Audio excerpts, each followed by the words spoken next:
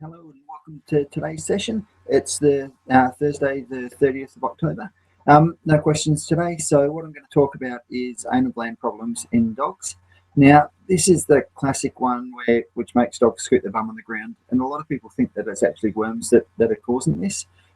So most common presentation we get is the dog kind of has been scraping its bum on the ground. The owner say, look, we gave it some worm tablets the other day and it's still doing it. So really what we think for that, almost every time that's what it's going to be. It's anal gland problems. Now the anal glands are little scent glands on each side of the anus, and basically what they're designed for is that they are little kind of, as I say, they're scent glands. They're designed to release a bit of a scent, and so when the dog has a bowel movement, they're designed so that the contents get squeezed out onto the poo, and it leaves a bit of a calling card. So dogs can mark the territory that way. So when dogs are actually sniffing each other's bottoms, that's actually what they're smelling. They're smelling the anal glands to see if they've come across that dog before. So each dog has its own distinct smell. I mean, we can certainly smell.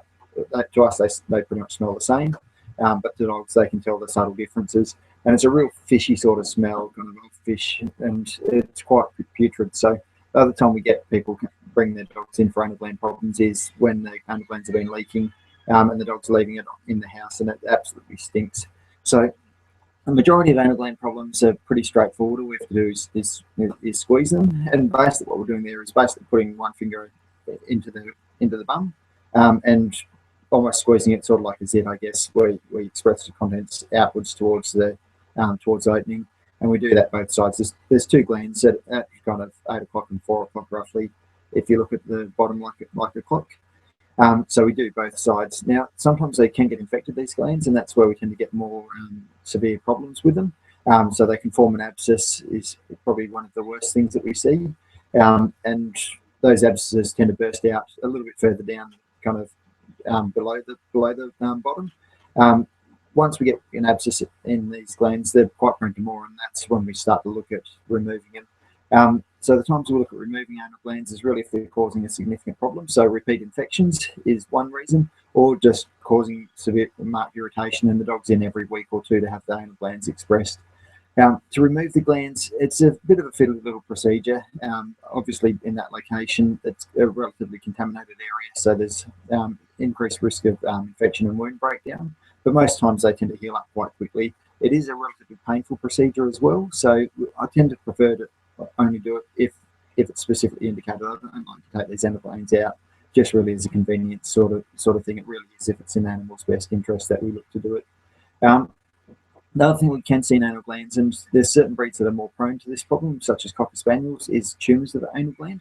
And they can be really nasty little tumours because they're very, very aggressive. So they do tend to spread almost certainly before an owner will realise there's a problem, it will be spread.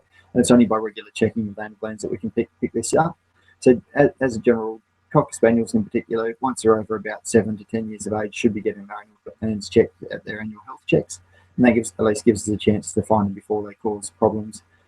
So the tumour can cause problems, A, because it spreads quite quickly, but also B, it can produce a hormone-type substance which will stimulate the body to release a lot of calcium into the bloodstream. And that calcium can cause deposits in major organs such as the liver and kidneys, and can cause, certainly kidney failure is one of the things that we see quite readily with that sort of cancer.